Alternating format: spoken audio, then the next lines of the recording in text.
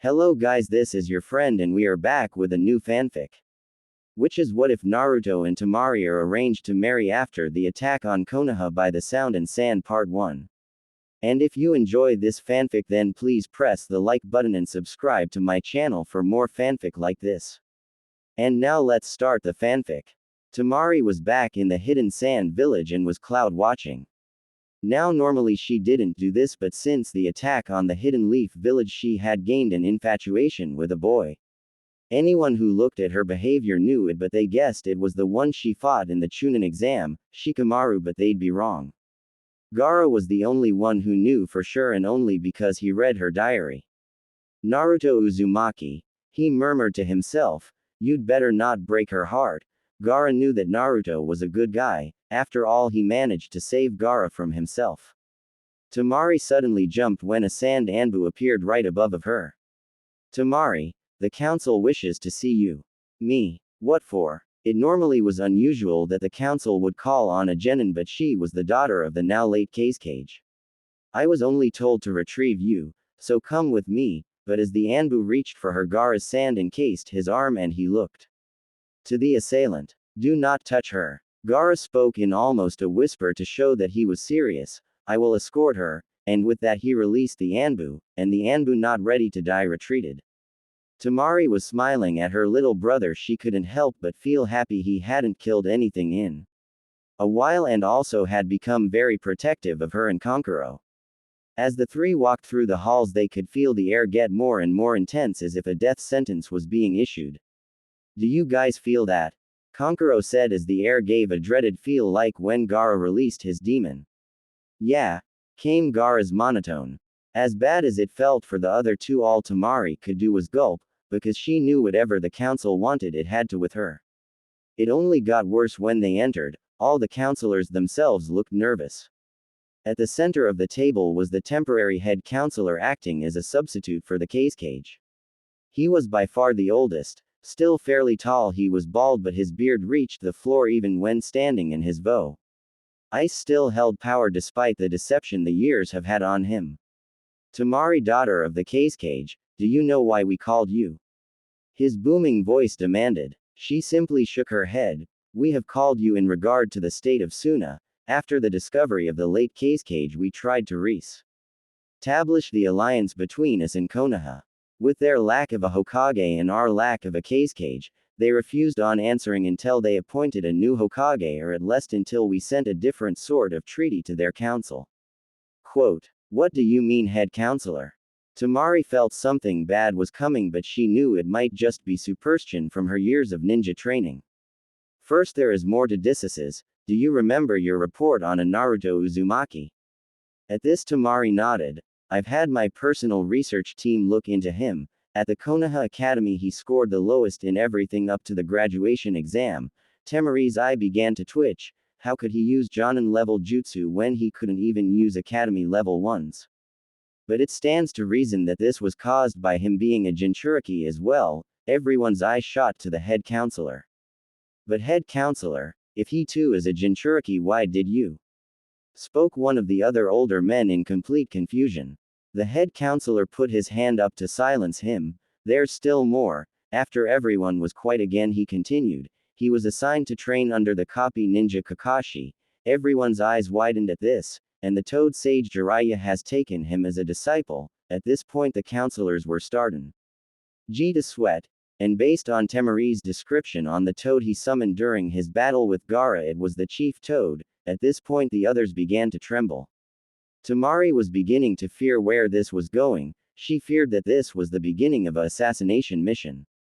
The last report even said he's learned the fourth Hokage's legacy. The council looked at him with wide eyes. Yes, he learned the Rasengan and has found and earned the respect of their new Hokage, Tsunade of the legendary three. She has even given him the first Hokage's necklace. From this information it's quite possible we could have a second yellow flash of Konoha on our hands. Everyone was stunned. Now Temari, your mission is a triple S rank. She wanted to cry, she knew it. She and her brother were going to kill him before he could become the next yellow flash. After clamping her eyes shut and kept telling herself she wasn't going to do it, she couldn't do it. is to marry and have children with Naruto Uzumaki. The emotions in the room were all over the map, ranging from pure fear from Kankuro to an unbelievable ease from Gaara, a sense of pity from the Anbu who heard the rumor of her and the boy from the Nara clan, and of course the dread of the council.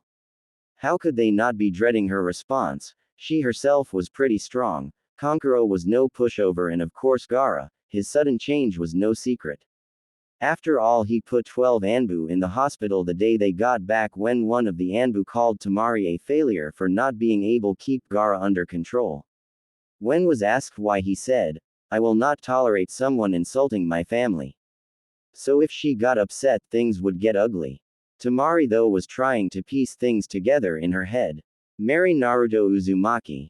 Not that I complaining, but the way they went on about how he's developed and what he could be like in a few years, it sounded like they wanted me to kill him, as she walked into space and the council began squirming in their seats because they could tell what she was thinking, but Gaara did, and he was wearing an ever so slight smile. Temari was rerunning the moment she fell in love with him in her head. Granted, it wasn't the most graceful finishing blow, but the headbutt he gave Gaara only showed just how powerful his dedication and willpower were. The council froze as they saw a smile beginning to form on her. They thought for sure that she was ready to have Gaara and Kankuro help her paint the walls with their blood for having her assigned to this mission. I, Temari Sunagakure, accept this mission and will perform to the best of my ability. To say that Kankuro and the council were surprised would be the understatement of the century. With eyes as wide as dinner plates and jaws hitting the floor at the way she looked so happy. Temari, you don't have to do this if don't want to. And as she was going to off on some sprawl about her duty as a ninja, Gaara butted in with a simple "I approve," in his monotone. Temari was thanking him in her mind at this simple gesture, but Kankuro. "Gaara, why would you approve of this?" But before he could finish his thought, Gaara said his reason as to why. She has a crush on him. Everyone looked at the sand controller, not being able to believe it. "What makes you think that, Gaara?" Temari asked with a tomato blush. "I read it in that handwritten book that you keep under your pillow." At that, Temari had an expression not unlike that which the Count C. Lors wore not but 5 minutes ago, and all was silent for about 30 seconds before Temari yelled at the top of her lungs. "You read my diary." Now, had Gaara been raised normally, he would not have asked what seems like a dumb question. "What's a diary?" It took Kankuro all his willpower not to laugh, while Temari and the council had sweat dropped at this, but Temari just sighed and decided to tell him later. "Any details I need to know?" The head counselor stood and began a rundown of what was to be done before her trip. "You leave in 2 days. Kankuro will be copying the family scrolls for you, while Gaara will be helping prepare a banquet for you that is to double as your wedding shower. When you arrive at Konoha, introduce yourself to the new Hokage. That is all." Dismissed. And with that, the council left very confused as to what to just happened. The Sand siblings all went to do what they needed to. Temari headed to her room to pack, and her sensei Baki was there waiting. "I'm going to help you pack," was all he said, and 3 hours of uncomfortable silence later they were done. Then Kankuro came by and gave her several scrolls. Then she went out. She went along a street she knew well, just staring off into space. Now this was common to the people of Hidden Sand, but he look on Temari's face was not. Her eyes were glazed over with an unnaturally happy smile, with a bit of drool coming from the left corner of her mouth. The news of her triple S rank mission spread like wildfire, but the important details like the groom-to-be were not. A group of kunoichi stops her from continuing on. They were people she had gone on missions with and came to be sort of friends with her. "Wow girl, is the idea of marrying that Shikamaru guy really make you that happy?" In her current state, one would think that she had become catatonic, but that statement was enough to get her angry. "Sigh, why does everyone think I like him? 'Cause I don't. I'm happy because I'm getting married to the guy the first like, which is Naruto Uzumaki." That name could send chills through the Hidden Sand village even on the hottest day. Every sand ninja was afraid of Naruto, not because he looked or acted in a scary way, but because of what he did to Gaara even when he was in his perfect possession state. In short, Naruto was already the second most feared ninja in sand history, right behind the Yellow Flash himself. Mothers were even using Naruto in stories of what happens to bad children. So at the groom's name, the group of 8 kunoichi found themselves shacking in fear of what would happen if he came here. TTTT, that monster. Now Temari was used to people calling her brother that, and she was ordered by her father to tolerate it, but the order was only on her brother, so she would not tolerate it about her husband.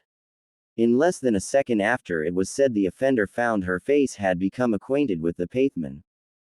Courtesy of her battle fan. Do not call him that, she snarled. The ones still standing now knew and just nodded their heads. I had to listen to people call Gaara that. I won't listen to people call Naruto-kun that. The eyes of the female ninja went wide so fast they looked comparable to frogs. Temari was serious. She liked him. Well, good, you got he guy you like. Must the shortest member of the kunoichi.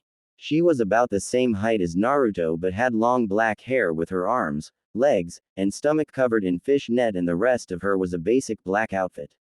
While her response made Temari happy, everyone else stared at her with a, "Are you crazy? Look, my wedding shower is tonight, you're all welcome provided you don't make any snide comments about Naruto-kun." The girls all nodded and ran off to get Temari her gifts. Meanwhile, "Achoo sniff, I must have a cold," Naruto said to no one in particular, but everyone had a bad feeling about going back to the village. Why do I feel that I should take Naruto off training? Sure, he'll need it later, but not right now. Just something's happening under our noses, thought Jiraiya. Why do I feel like smashing in skulls? Thought Tsunade. She been feeling it since the day started and Naruto kept sneezing. I wonder if I should give Naruto the talk. I doubt anyone else has, and I'm getting a weird feeling, Shuzune thought. Weird thoughts for sure, but she kept getting the idea that he needed it soon. Something big is going on, Naruto finally voiced. After hours more of walking, they finally see the great gates of Konoha. Now normally Naruto would take off running toward them the instant he saw them, but today he got a new type of forbidding. Normally he didn't care about the malice the village sent at him, and normally the guards would even try to prevent his returning. Today though would far from normal for Naruto. As soon as they neared the gate he readied himself for the usual attack, but when it didn't happen his first thought was it was because of Jiraiya and Tsunade were with him, but then he saw their smiles directed at him. The smiles weren't warm and compassionate, no, they were just as venomous as their angry glares. Hey Ba-chan, quit calling me that. Something's wrong. What do you mean? Normally the guards attack me when I come back to the village. This comment caused Tsunade to start gritting her teeth. But they were smiling, evilly. Never a good sign in a village of fools, came the voice of the old toad sage. You think something bad gonna happen? Tsunade's voice sounded calm, but she really was worried. Jiraiya simply nodded. Shuzune only felt worse in knowing that even Tonton oinked worriedly. The group's fears were only worsened when they reached the center of town, where the whole council of the Leaf Village was there to greet them, and most wearing the same evil smile as the guards. The elders stepped forward. We welcome you, Lady Tsunade, said the old man. Don't know their names.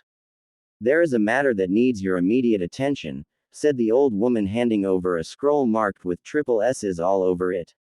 Whoa, Ba-chan just got here and she already has to deal with such important stuff. Tsunade opened the scroll as if it was just another mission to be assigned, but as she read it her eyes started to widen, she clenched her jaw and began to grit her teeth. Geez, whatever it is, Ba-chan is pissed about it. Naruto hadn't seen Tsunade ever get so pissed. Even her old teammate Jiraiya was getting worried, because the last time he saw that expression was when he got caught peeking on her before she nearly killed him. What is it, Tsunade? Not saying a word, she rolled up the scroll and shoved it into him. After a minute to rub his now bruised ribs, he opened it and began to read. Much to the surprise of Naruto and Shuzune, his reaction to whatever was in the scroll was almost the same as Tsunade's. His hair spiked like his needle Jezo Jutsu and his teeth seemed to get sharper. The killing intent coming off the two Sannin was enough to make the council nearly piss themselves. Here, Naruto, Jiraiya handed the scroll to him, which confused Naruto, but he took it and began to read. His face showed pure terror. At this the two elders smirked. No way. screamed the orange-clad ninja as he threw the scroll with so much force that when it collided with the elderly man's head it caused him thrown back into the ground. Before anyone could do any more, Naruto took off at Shunshi-level speed. The council members who voted to force this arrangement were about to go after Naruto until they heard the head of the Nara clan tell Tsunade how each person voted. They looked to their fifth Hokage and she was wearing an evil grin and cracking her knuckles. They all called to Jiraiya for help. "Hey Tsunade, go easy." This caused her to give him her evil glare and the council to sigh until he finished his sentence, "Because I want to wipe the floor with their facts," he said, cracking his own knuckles. That day was forever known as the cry of 1,000 tortured souls. The two Sannin were walking toward Naruto's house knowing he probably locked himself inside. But on the way Jiraiya began to really think things over and sighed when he came to a very hard decision. "Tsunade, we should have Naruto at least consider the offer." She turned her head towards him so fast if she didn't stop the movement she would have looked like she was trying to be an owl. "What? Think about it. I've told you about the kid's love life."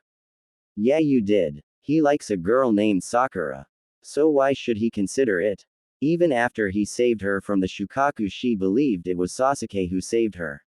She was about to argue but was cut off. She always hits when he tries to be nice to her, which is all the time. She calls him names, and is obsessed with the last Uchiha, so no matter what he does she has not and will not give him the love he wants, hell, the love he deserves. Tsunade fell silent. If all that was true then Naruto really should at least consider it, she thought for a while longer while they walked. "Hey Jiraiya. Yes. What do you think of a vacation?" Quote. "ESSH. One day here and you're already want a vacation." "Not me, you perverted baka." Naruto, this only got a raised eyebrow from Jiraiya. If he's to consider this seriously he'll need to free of any distraction or the influence of the villagers. Jiraiya nodded his agreement. When they finally arrived, they snuck in knowing Naruto was probably scared shitless by the idea of the marriage to Temari, but packing to run away was overkill. Naruto, now planning to run away, would normally piss off most of the people he knew. He slowly began to turn around thinking it was Sakura planning to slug him for trying to ruin her chance to get his off her back. He was strangely relieved to his Ba-chan.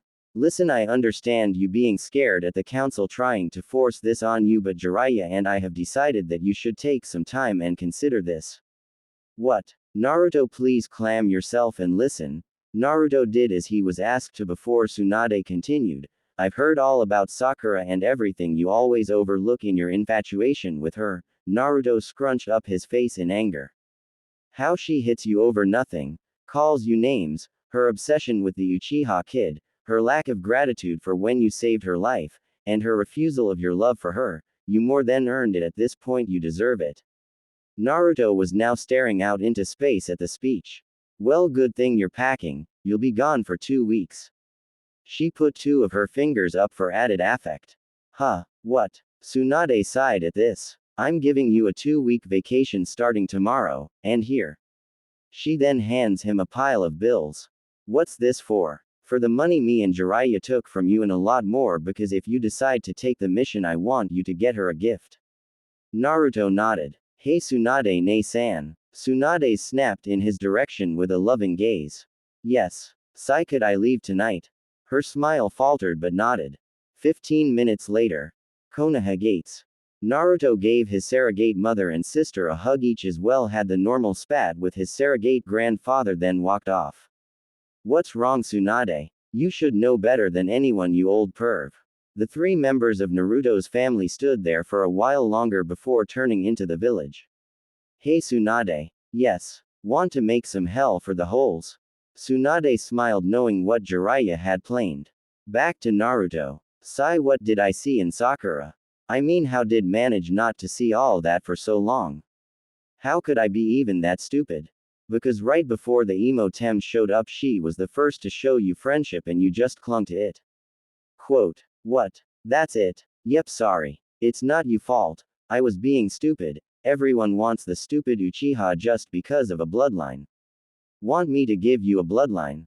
You can do that. Naruto was glad that he learned to speak in his head cause if anyone had walked past him they would think he was nuts. Yeah, you see I feel kind of bad for you, so I'll give one better than the Uchiha, it'll be ready by tomorrow. Anything I should know? Yeah, since I'm giving you a bloodline I have to remake your entire body from scratch. Huh. Basically I'm tearing you apart on a genetic level, something even your Hokage couldn't do. Will it hurt? No. How can I trust you? 2 reasons. 1. Demons can't lie, and 2. I've already started. Wow, anything else? Your hair will be longer and your eye will be pure blue. Why's that? Because you're basically being born again and the eyes is Bekasu, you need a sign of your new bloodline. Cool, thanks. No problem. Oh, and I think you should marry the other girl. Naruto stopped in the middle of the road and thought about, surprise, Sakura. Okay. The Kyuubi smiled knowing that this was going to be end result anyway from the way the pink-haired bitch acted. Naruto starting at running at full speed to his destination, the land of waves. He felt something new, he didn't know what, but he kept going. After all, he had to think of a gift for his new girl. The next morning, land of waves. Naruto had fallen asleep in the woods and woke up early to discover his hair had changed. It was still spiky on top, but the sides and back reached his upper back. It was a strange cross between his father's and mother's hairstyle, but still pulled it off. His eyes' pupils were all deep, shiny blue. He looked at the bridge, remembering just about 2 months ago the bridge was just finished. He looked up and saw the name and his smile softened and he continued on toward the town. Hey Kyuubi, what's my bloodline? No name for it, but I gave you the special abilities of the first and second Hokages. Naruto froze. The first and second, he couldn't believe it. Higher natural healing and much larger reserves of chakra. All that. Consider it an apology for your life and a wedding gift. Thanks. The fox smiled warmly, though no one could see it. Naruto arrived in the village and began to snicker at the sight before him. All the children had styles like him, Sasuke or Sakura. Many girls had put pink strips in their hair. One child noticed the new arrival and looking very close saw his whisker marks were real. Naruto's back. In the blink of an eye he was surrounded by kids all cheering to see the village hero, but someone pointed out the changes. Hey Naruto, why do you look so different? Oh, it my bloodline. Several of they started to oh and ah. What's it do? Is as good as Sasuke's. That made Naruto absolutely pissed. It's always about Sasuke, I'll show them. Single quote. Better. Naruto then walked out onto the lake that surrounded the village and making one hand sign, a tree standing over 30 feet tall emerged in just 1 minute. This sent waves of astonishment, though not only the kids but the adults who had gathered. After reaching the shore again, Naruto threw a kunai with 3 explosive tags on it. When it made contact, the kunai caused a massive explosion. When the dust settled, it reveled the tree didn't even have a scratch on it, once again causing great shock to the people. Then suddenly turning around, gathered water around his arm without using any hand signs and performed the second Hokage's legendary move, hardened water drill, reducing the tree to nothing but slivers of wood. The village stared at the orange-clad hero who was more powerful than ever. Is that really you, Naruto? Asked a little voice that Naruto to be Inari. Tazuna. Yo, Inari, been a while, how things been? Inari said nothing and continued to stare at his hero. Tazuna walks up with his usual stoic expression. Hey kid, things been going great for the village, but what are you doing here? I'm on a mandatory vacation before I take up a triple S rank mission for my village. Tazuna's expression was priceless to Naruto, as his jaw dropped and his eyes went wide and sweat began to pour from his temples. His reaction was understandable given that the Land of Waves mission was classified as an A- rank but now a triple S, the very idea of that scared the hell out of him. Naruto could easily see the fear in Tazuna and decided to put his mind at ease. Don't worry, it's not really dangerous, just important. What could be that important? The Hidden Leaf and Hidden Sand are trying for an alliance, but the councils of the 2 villages have agreed that a political marriage would make the alliance much stronger. After revealing his next mission, several of the village girls began to complain. Naruto, you're getting married, shouted one girl while another called. That's no fair. I wanted to marry Naruto. Several other similar cries made Naruto give a small smile. I never would have guessed that I'd be popular with girls of any village, even if they're just kids. Hey, pervy sage would have a field day if he learned of this. Hey Tazuna, do you any good weapon makers? Quote, yeah, why, I've decided even if this marriage is being forced on us, the least I can do for her is treat it like a real one. All of the adults in the village smiled at the 13-year-old ninja. He was being serious to a girl he was being forced to marry. That sort of commitment was rare these days, so they could only hold more respect for his decision. This way, and the two of them walked off to find the smith. On the simple lake of Inari's house stood about 100 Narutos stood. Since his arrival he immersed himself in training. While his 100 or so clones did several chakra control exercises, water walking, on water meditating, needle spinning, leaf concentration, etc. The real one stood off to the side holding a Rasengan in each of his hands. With his eyes closed he looked calm and collected, but on the inside he was getting very excited about returning. He was sure no one could recognize him by anything except his chakra. Naruto now standing a couple of inches taller with shoulder-length hair and brand new cloths. He wore a long dark orange outfit, Gaara's from Shippuden part except dark orange, and over it a jacket like the fourth Hokage's but black with light blue flames at the bottom and a mask like Kakushi's. Suddenly his eyes snapped open. Naruto hadn't completely left the village as he left a clone behind just in case something bad happened. The clone had just dispersed and Naruto was given the knowledge that almost all the Junin had left the village and they were under attack. I need to go. With that Naruto dispersed all the clones on the lake and ran into the house. After a quick explanation he summoned two toads and asked for one to reverse summon him and one to stay here and get the gift when it was finished. After one last goodbye to Inari, Naruto disappeared in a puff of smoke. Area change. Hidden leaf. Wind scythe jutsu. With that Temari had hit 5 goons, but all turned out to be just a more advanced version of the clone that acts like the shadow clone but was still just a genjutsu. Damn, more of these clones. With her guard lowered she didn't notice the real ninja until they were too close to blow away. Rasengan. Came two voices both the same, and when Temari opened her eyes she saw the two enemy ninja flying in a spinning motion. With the turn of her head she saw a speck of yellow running down the street. Naruto. She knew that the Hokage had sent him on a vacation, where to nobody knew. Area change. Hokage's manor. Tsunade was surrounded by 50 of the unusual clones and was panting. Too cowardly to face me, so you hide. Cowards we may be, but clever cowards. Tsunade's eyebrow twitched. These close had the annoying habit of completing each other's sentence. Deep forest devastation. The cry had caught both Tsunade and the enemy ninja off guard. In moments trees had grown everywhere, catching all the clones and the real one. You bastard. Let Mo go. Naruto walked slowly toward the nin while charging a Rasengan in his right hand and with a look that promised much pain he told the enemy. How dare you attack the Hidden Leaf village? You will pay for your crime. Rasengan. Who are you? How do you know my grandfather's jutsu? And the Rasengan. Cool it, Ba-chan. Tsunade's eye once again began to twitch. Hey, no one calls me Ba-chan, expect. Naruto. After Naruto nodded, Tsunade's jaw had practically fell off her face. What happened? You look different. Naruto gave her a double-eye smile. Let's talk in your office. After all, what I have to say is S-ranks assert. Tsunade nodded her understanding and got up. After entering Tsunade's office she put security seals and sat down ready to hear Naruto's explanation.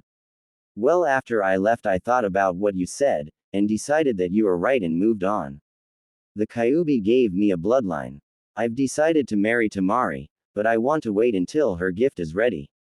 Tsunade sat and listened carefully but was a little wary of the idea of Naruto having a bloodline. Naruto, when did you get this bloodline? Before I got to my Vactian spot. Why? Sai, then news of your bloodline must have reached the council by now. I see. Area change. Konoha council room. The demon brat has gained a bloodline ability. Shouted a worried civilian member. What should we do about him? He's now more dangerous than ever. Shouted another. All of the civilians were worried, but all of the shinobi were thinking of how to use this as an advantage over other villages in it. As Danzo, who finally called out an idea. I believe we should put the Clan Restoration Act into play. This enraged the civilian members. What? How can you suggest such a thing, Danzo? The boy has strong loyalty to this village, and according to what my informants told me, there's a reason. The key. P.S. Calling the Hokage, Ba-chan, as his bloodline gives him the well-known wood-style jutsu. After some murmuring, one called for a vote and they began their decision. Naruto was in a bad mood. First he had to return early, then there was the commotion in Tsunade's office, and now a summons from the Leafs Council. Flashback jutsu. Lady Tsunade, did you hear there's some guy who not registered in our archives who's still wearing our symbol? The pink hair annoyance was silenced by the sight of the ninja that now had half of Konoha worried. What's he doing here? He is one ours. His profile just hasn't been updated yet. This caused a look of understanding to come from both Sakura and Ino, who was right behind her pink-haired companion. They both took the time to take in his features and they both found themselves drooling. Tsunade, though, thought he looked like an odd cross between Kakashi and a shorter-haired version of Jiraiya. After a couple of once-overs by Ino, she decided to put on the charm. Hey there, hot stuff, Ino said as she walked up to Naruto, swaying her hips in the most seductively as she could. How would like to go out sometime? Naruto, though he looked stoic on the outside, on the inside he was rolling around laughing at her antics, but then he thought of something he thought would be funny. Sorry, I'm engaged. The young blonde looked crushed. Ain't that Tsunade high am I? And with turn and a wink, the two girls looked. They had walked in on the most disgusting thing in the world, and the two actually fainted when the old drunk returned the wink. The two proceeded to burst out laughing. That was a good one, Geeky. Thanks, Ba-chan. Then out of nowhere an Anbu appeared. You have been summoned to the council, and with that he left. Flashback end. He had a fair idea what they wanted. They probably wanted him and Temari to start fucking like rabbits and then use their children as human weapons, not on his what. After tearing into the room looking pissed as all hell, he just got to his point. What the fuck do you people want? This had greatly angered many on the civilian council, while the ninja clan heads found it amusing. Lord Senju, please lower your voice. That caused confusion for both Naruto and Tsunade. I'm not of the Senju clan, yelled an annoyed Naruto. Actually you are, as your ability to use the wood release style proves your relation to Tsunade, making you the heir of the Senju line. Naruto was about to retort when a bodiless voice interrupted. That's not all. In a poof of smoke stood Jiraiya. He's also the son of Minato Namikaze, the fourth Hokage, and the son of Uzumaki Kushina, the princess of Whirlpool, and if he can indeed use the first Hokage's jutsu, then he's the heir of 3 clans. At this point the civilian council was smirking, with him not only being the last of the Namikaze, who by itself was reason for CRA, but 2 other clans and has a bloodline. Now then, Naruto-sama, as are the last of 2 clans and the heir and last for the Senju, you are to take multiple wives. I refuse, was Naruto's simple reply. You have no choice as the matter. This is the council where everyone voted in favor it. What? Ba-chan, help me here, will you? After an aspirating sigh, Tsunade replied, sorry Naruto, I still about a week before I'm going to be officially sworn in as Hokage, so until then I have no say. Naruto looked almost ill, then she even continued, even if I did have a say in this I would be for it. Baa-chan. Listen Naruto, before this I was the last Senju and I can't have children anymore, so someone needs to bring back the Senju and you're the only opt. Ion. Naruto sighed and nodded in defeat. You will be required to have no less than 5 wives and they can be civilian or ninja. It's your choice. Now you are also to be given your family estate and scrolls and 3 seats on the council and anything else that you are entitled to. They had him. He was in their trap, or so they thought. Each member of the civilian council began to plot to make the power of Naruto's family their own. With everyone thinking he was a fool, Naruto searched their eyes only to see greed and power lust. The one who fit this description better than anyone else was an elderly man named Danzo, but Naruto could tell that what he wanted was slightly different than the rest. Watch out for that one kid. Why? I know he has the most power lust I've ever seen, but trust me, I think I know what he's planning. Gulp. What? To use your offspring as human weapons? Naruto froze at that, then with a moment was filled with a righteous rage. No, never. They are my children, my family. No one touches them. If they do, I'll kill them. The fox smiled at his desire to protect what was his, even if the little powerhouses weren't even conceived yet. Then tell them that, make them understand what will happen if they mess with your kids. Even during his chat with his tenant, he still heard the council continued. We also believe after your children are born, they should be specially trained by Danzos. The poor man never got to finish as Naruto lammed his hands together like he was prying an out of the very table that surrounded the room. Wooden spikes shoot out, and with the ultra-sharp spikes held the civilian council in place, each of them knowing if they moved they would die, kept still and waited for Naruto to speak. Listen here, assholes. No one, I repeat, no one but me and my wives decide what happens with our kids, and if anyone even thinks of trying to convince me otherwise, I will kill them before they can even begin to regret it. And with that, Naruto stormed out back to the Hokage's office. Tsunade's office. Naruto had pulled out one of Tsunade's hidden sake bottles and took a large gulp as the two Sannin walked in, not in the least surprised. You okay, kid? Asked the Toad Sage. I guess, Kyuubi said. The crippled guy looked like he was planning something for my kids. Not gonna happen. The two old ninja couldn't help but smile. Naruto, about earlier. Naruto raised his hand to hold her.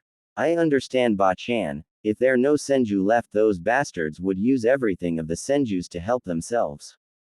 Then Temari entered, having heard word of Naruto's changes and his being given the enjoyment of the CRA, and needed to talk to him. Naruto. Naruto showed his head toward the semi-soft voice and saw his first of his future bride standing in the doorway. Hey Temari, I guess we need to talk. Temari nodded and walked over, took a seat and told about his trip, his new bloodline and what he gathered about the council. I see things have gotten hard, huh? What's your plan? She wondered if he was just gather women to satisfy his primal urges. First, I'm going to get even in a subtle way, showing off his most sinister smirk. They will get nothing from us, Ba-chan won. Yeah, can you move all my money to an account only I can access? Of course. Do you know how much your parents left? Know how much? 80 of the Leaf's total treasury and stocks belongs to you. The only knowledge of this is an account book to Monader to make sure your money wasn't being embezzled. Bet those fools thought they could keep bleeding you dry by using it for themselves. Well, not any more. Naruto was in plain shock by how much money he had, as was Temari, her shock from the fact that the Hidden Leaf, the wealthiest of the 5 great nations, was 80% Naruto's. One more thing, Ba-chan. Yes. Could you give me Sannin traveling rights? Why? The council never said I could only marry women of Konoha. Everyone in the Hokage's room gained a satisfied smirk, knowing that they were going to cause a lot of problems. All right, I'll give you, and whatever brats you will eventually have Sannin traveling rights and access to the Hokage's and Jonin's vaults. To Naruto, that was all he needed to really start a ruckus in the Hidden Leaf. As Naruto and Temari started to leave, Tsunade threw a map at Naruto. Your new home is marked on that map. The seal will only open for you, and even the compound walls have protection seals to stop intruders. Enjoy. Quote. The walk to their new home was quite the whole way, but this because Naruto was talking with Kyuubi. Any ideas of where to look for good wife material? There are 2 or 3 here. Anyone I know? Single quote. Of course, the first you are obligated to. Huh. Sai Hinata Huga. You know, always blushes at anything you do, stutters, passes out when you come within 5 feet. You nuts. Huh. She's from a noble clan, her father would never allow it. Yes, he would. You're a noble now, he can't tell her to say no. Besides, you owe it to her, she'd literally die without you. What do you mean? I've been using our link and I've heard people talking about how she locked herself in her room, refusing to leave on her father's orders, and she also not eating. If that continues, she will die. That caused Naruto to shudder so slightly only someone with eyes that could spot a penny at the bottom of a lake could see.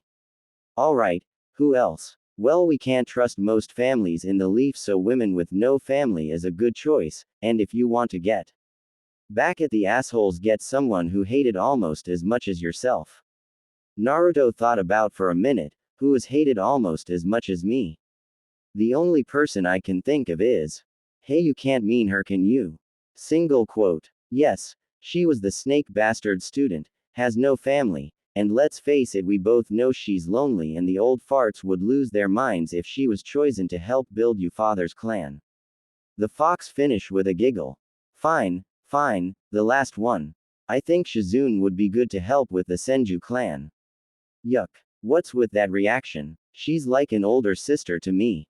She's the only one which could really help with the Senju, as she is the student of one and she's the only one would treat the clan the right way. Lazily sold. I'm not giving those bastards have even a glint of hope of getting their grimy hands on my clans.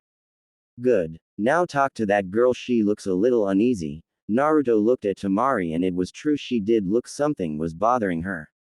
At first he tried to say something, but after 2 or 3 failed attempts he put his hand on her shoulder, causing her to freeze and look at him. His now all blue eye kept her from turning away. Sorry about all of this, I didn't know anything like this was going to happen. She turned around and hugged him without warning, nuzzling into his neck and kept whispering, "It's okay, and not your fault." Naruto wrapped his arms around her and led her to their new home from the outside walls. It looked small. It was practically wedged in between the Hyuga compound and the home of some rich guy Fro the Kunk. The door had a strange pattern on it. Naruto managed to piece together the idea that it was a blood seal. With the bite of his finger he wiped his blood on it. A moment later the doors swung open. Naruto and Temari were speechless. From the outside it looked tiny, but the inside was easily twice the size of the Uchiha compound. Temari was sputter some nonsense while Naruto figured it out. That's not surprising. Temari looked at him like he had grown 3 extra heads. My father was said to be a seal master, and his most famous jutsu was based on time-space manipulation. Temari nodded and they went to the main house. Temari, Naruto inquired after they get situated. Yes, Naruto-kun. The new suffix caught Naruto off guard for only a moment before he continued. I've been talking to Kyuubi and know who else I'm going to ask before we head to the Sand Village to inform them of the changes. Temari smiled. She had missed the sand already and wanted to see her brothers. Who did you choose? She asked a little wary as her mind wandered back to the Chunin exam when a pink-hair bitch of teammate hit him for no reason and began to pray that he didn't choose her. Hinata Hyuga, Anko Mitarashi, and Shizune. Why them? Hinata would die without me literally. Anko is hated in the village almost as much as me, and Shizune was the student of an actual Senju. After I propose to them we'll head to Sand, okay? Yeah, let's go. With that they both headed out ready to start their journey.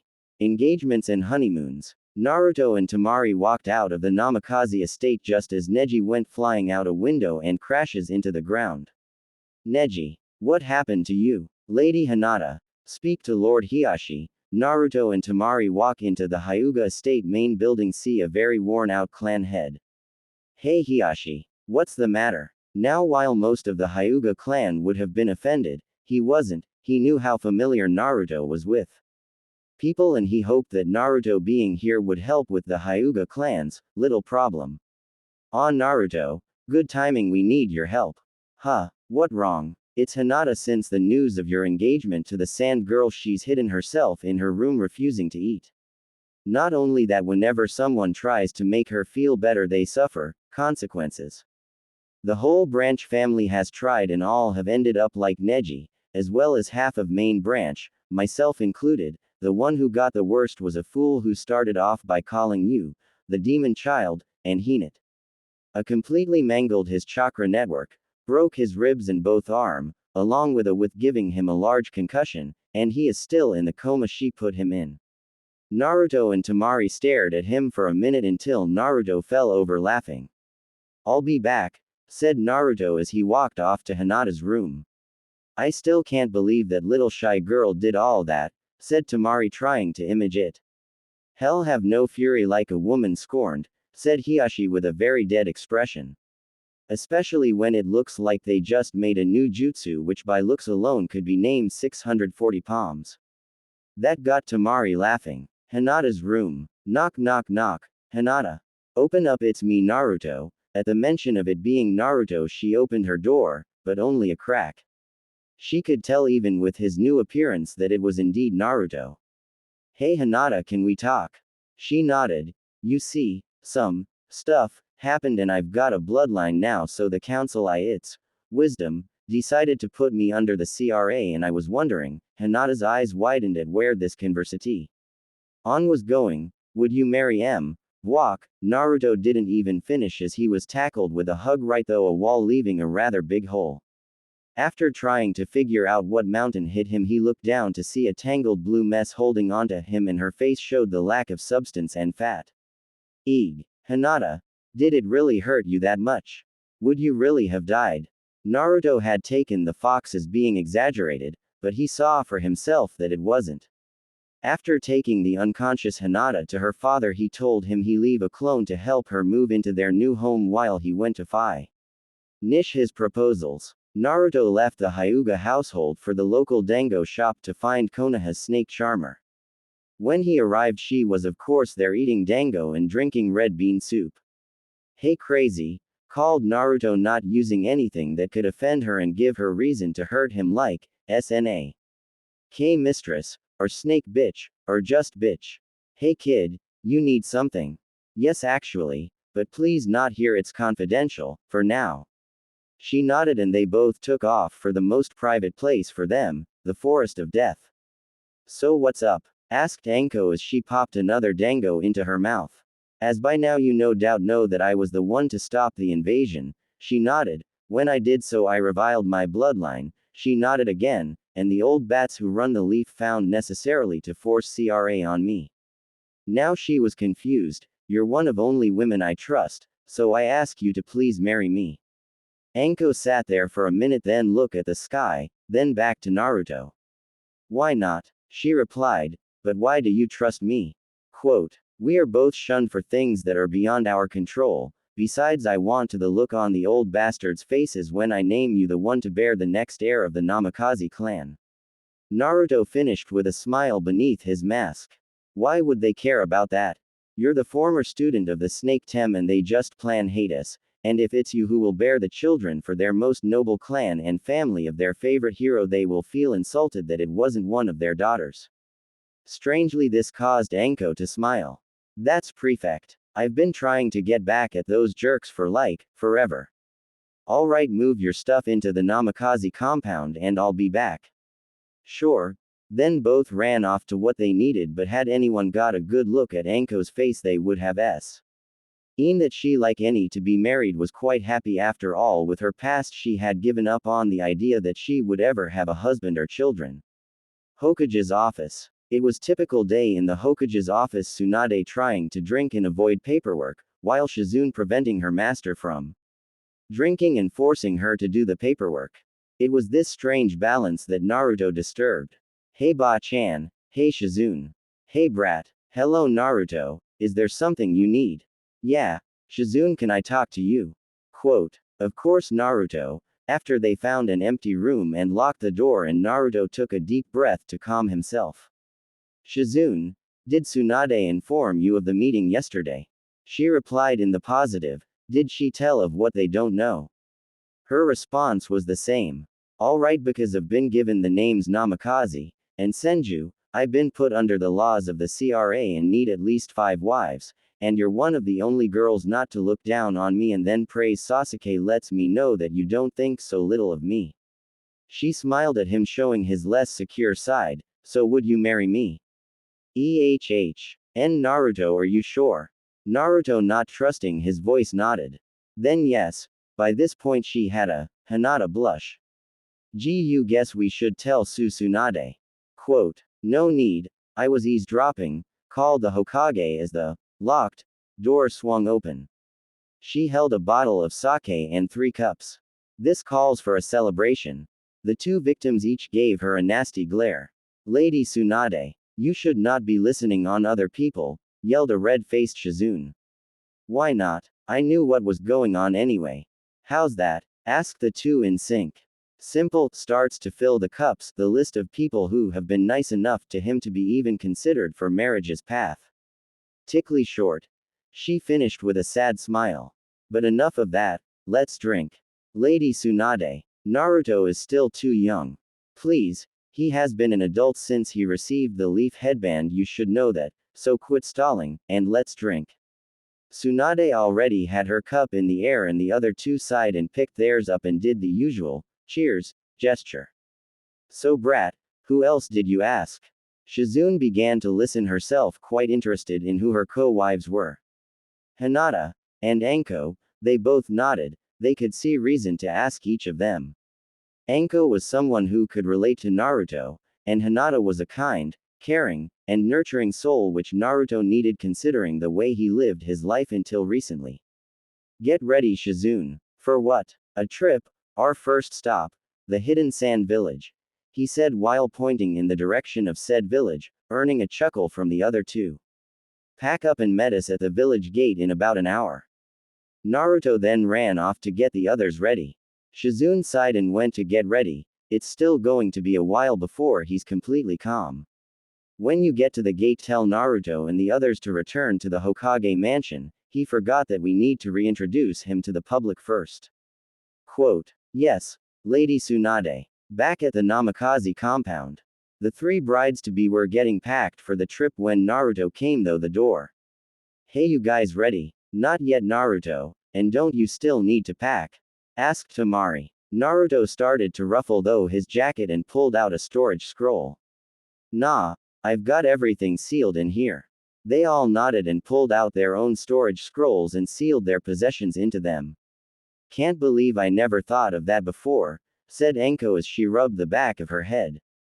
The other giggled slightly. Hinata walked up to Naruto doing her usual gesture with her index fingers. She was about to speak but Naruto beat her to the punch.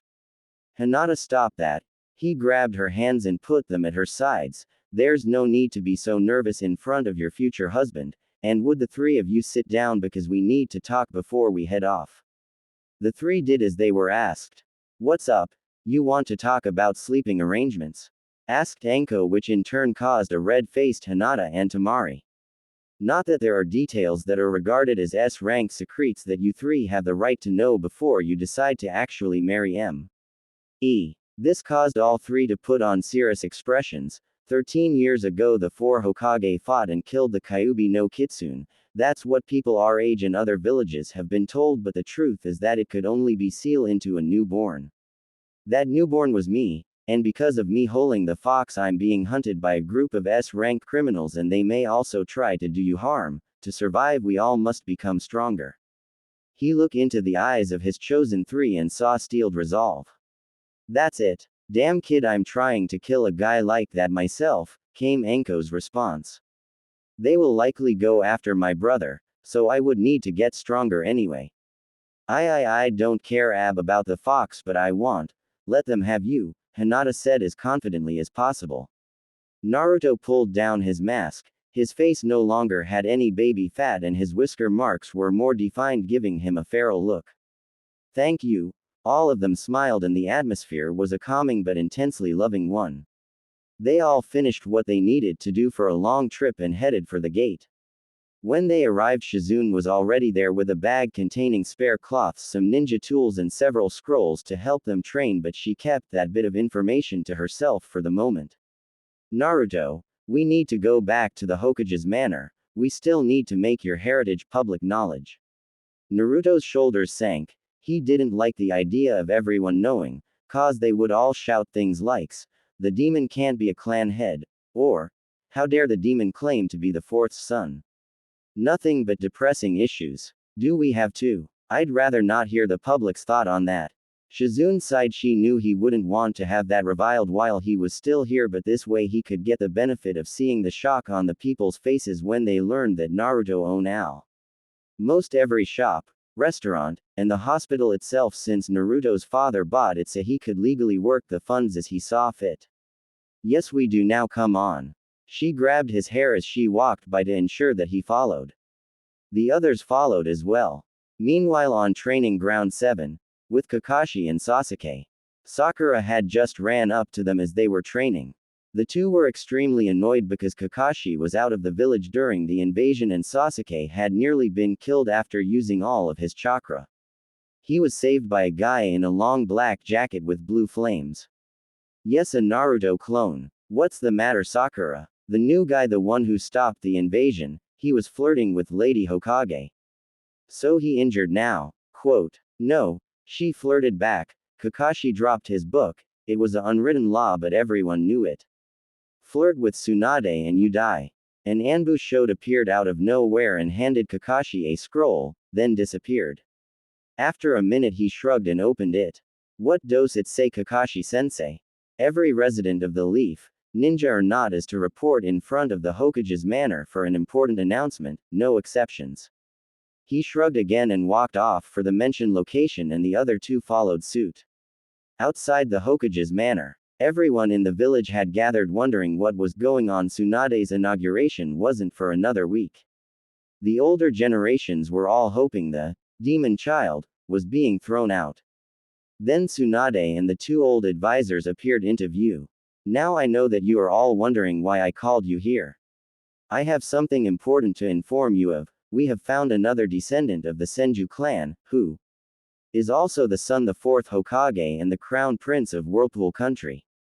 The crowd was stunned. No one voiced it. No one knew that the fourth had a child, much less a wife, who was a Senju and queen of a country. It has been decided that he was to be put under the Clan Restoration Act in Tamar.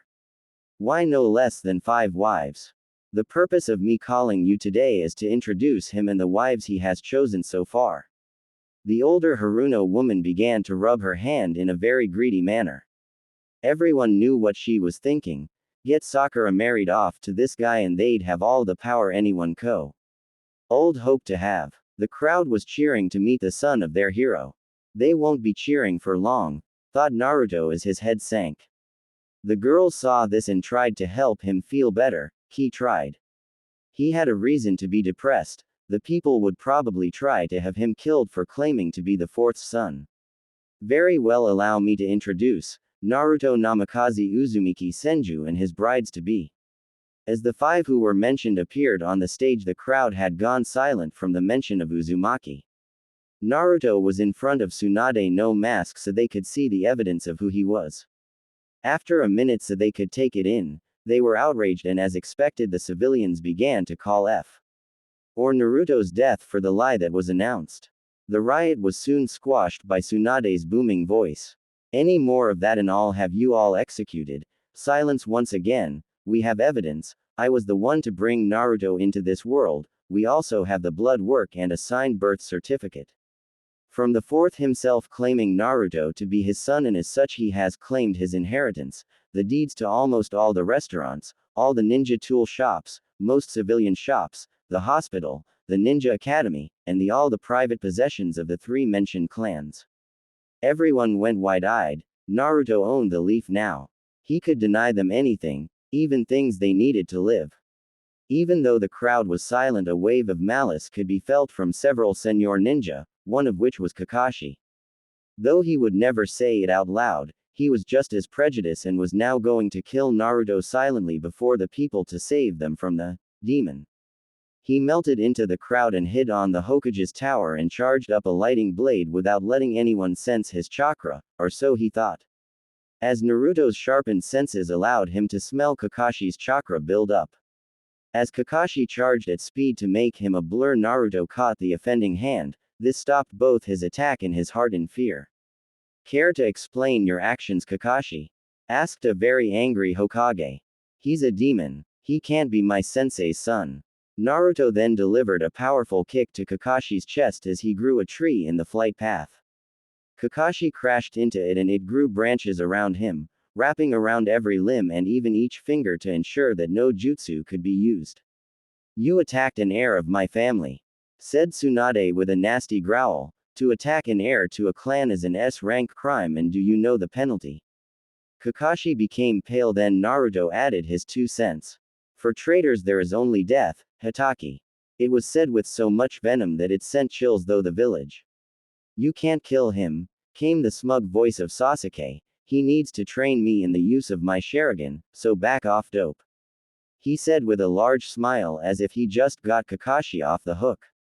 Well, Uchiha, what he did is an S-rank offense and trying to stop his punishment makes you an accomplice and therefore, you die too. Naruto's tone became sickeningly sweet at the last part, which made Sasuke a little nervous. How dare you threaten me, weakling? Sasuke said as he sent a fireball at Naruto and began to chuckle as he thought that he burned the only one who pushed him alive. His little delusion was crushed when he saw Naruto standing where he was before completely unfazed. What? How could you? Before he finished, a tree wrapped itself around Sasuke like Kakashi. Both are traitors, huh? I should have known. Lady Hokage, allow me to kill the traitors. Tsunade smiled for only a moment, then it was gone. Though I'd love to, the council is insistent on the Uchiha's reproduction. Naruto mumbled something incoherent under his breath. Then walked to the edge of the building and looked over the silent crowd who witnessed everything. Then walked over to his wives. Fine, but he then appeared to throw something that headed for Kakashi's Sharingan eye and destroyed it. I won't let a traitor to hold something like that. Lady Hokage, I leave the rest to you.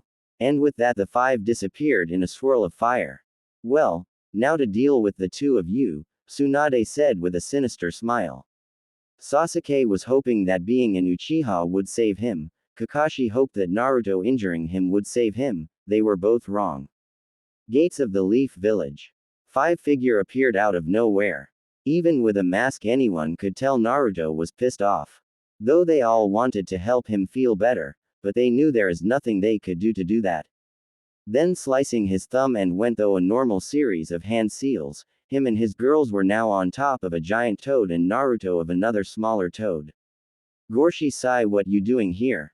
The toad looked up to his boss and spitting out a large box replied. Your delivery. Any orders before I go?